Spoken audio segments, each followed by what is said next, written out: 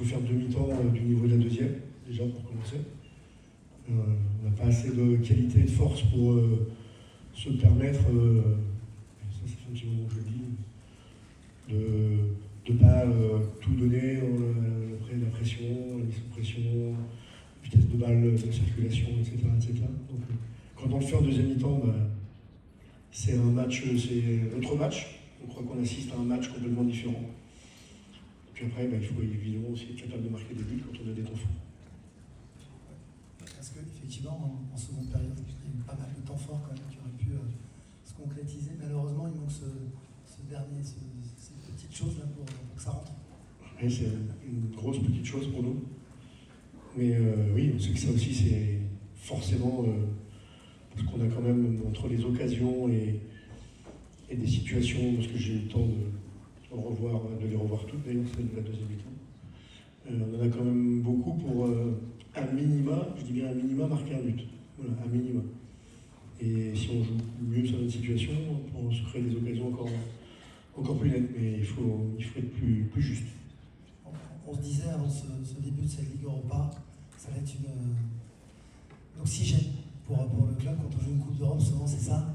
Il y a le championnat, mais la Coupe d'Europe, finalement, c'est quoi?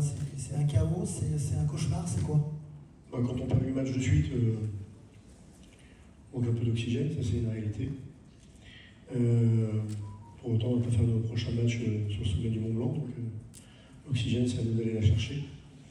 Et on va la chercher uniquement en faisant les choses tous ensemble avec beaucoup d'énergie.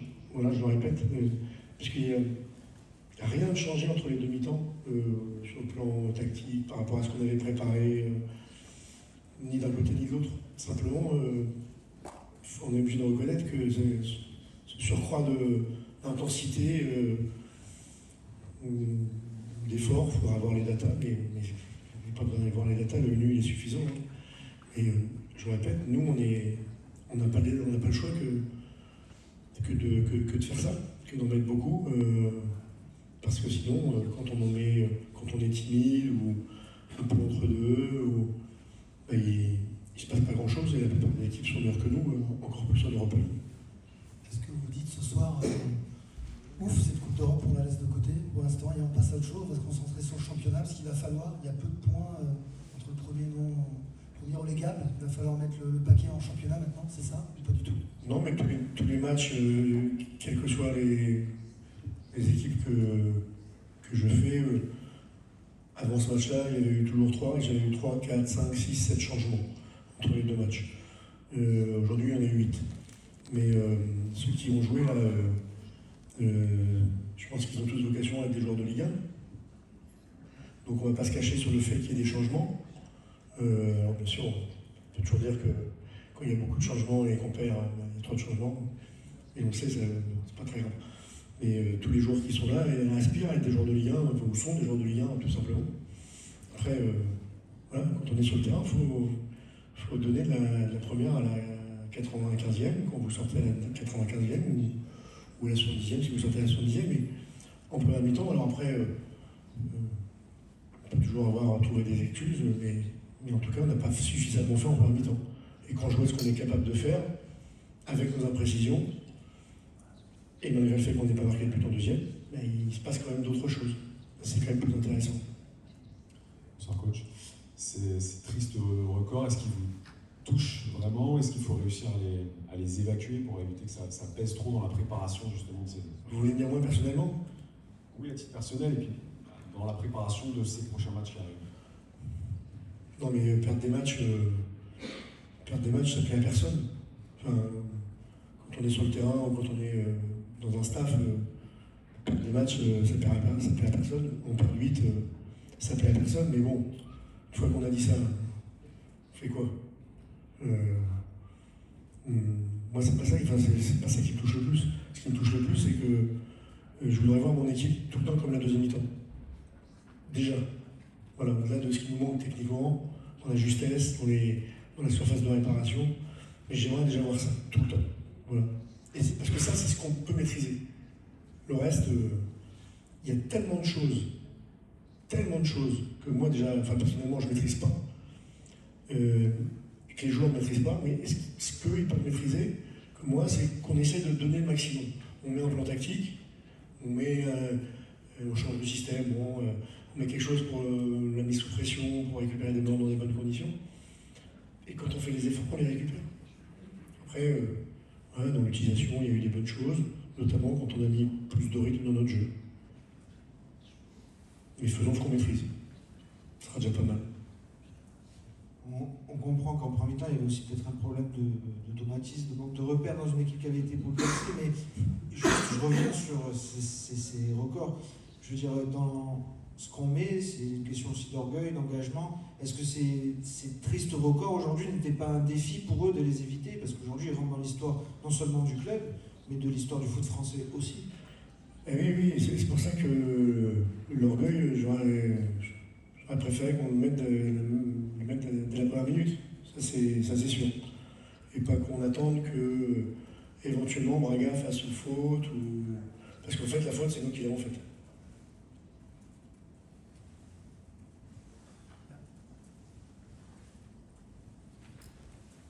Il y a un gros match ce week-end face à Lens, le leader de la Ligue 1. Vite falloir se remettre à l'endroit pour ne pas finir à l'envers de dimanche, c'est ça? Comment vous êtes comment dans les têtes, on pense à ça? Ce qui est sûr, c'est qu'il va falloir se mettre à l'endroit, ça c'est sûr, parce que même en se mettant à l'endroit, ça va souffler fort. Donc, il va falloir vite se mettre à l'endroit et pas attendre 45 minutes non plus pour se mettre réellement dans le sens du jeu, parce qu'on sait ce qui se passera si on fait une mi-temps sur deux. C'est forcément plus dur quand on est une équipe blessée d'avoir un match comme celui-ci face à Lens. On aurait peut-être préféré notre équipe, je ne sais pas, mais est-ce qu'il faut la fin? Non, mais aujourd'hui, c'est pas peu importe l'adversaire, parce que plus ils sont forts, plus c'est difficile. Mais ce qui importe, c'est nous, c'est ce qu'on doit être capable de faire.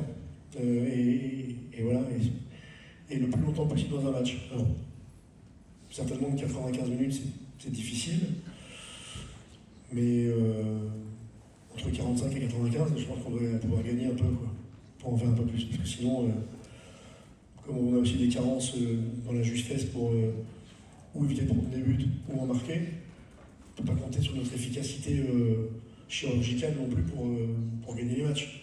Donc il faut qu'on en fasse beaucoup. Voilà. Mais je pense que ça, je le dis depuis un moment aussi.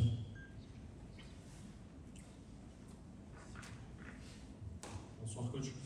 Encore une fois ce soir, très peu de supporters présents au stade. Ils sont plus actifs sur Internet et les réseaux pour tourner en autodérision la situation du club.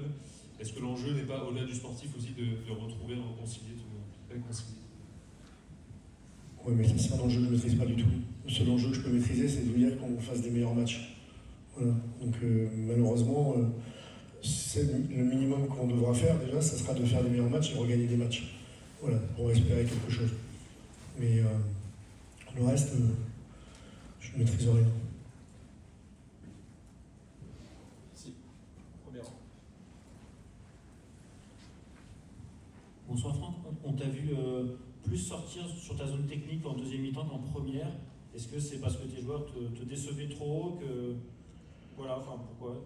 Ouais, je me dis c'était grâce à ça que vous avez été meilleur. Sinon je reste au terrain. Non, c'est parce que moi aussi ça fait du bien. Voilà. Que j'ai encore de l'énergie et je prends un petit jaune. Mérité. Même si c'est Boutino quand même mérité d'en prendre un avant. Mais voilà, je vous dis, je suis là, je me bats. Alors je me bats.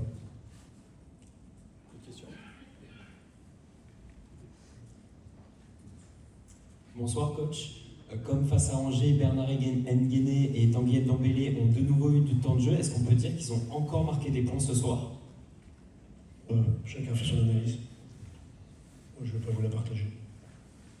Je vais regarder le match une deuxième fois.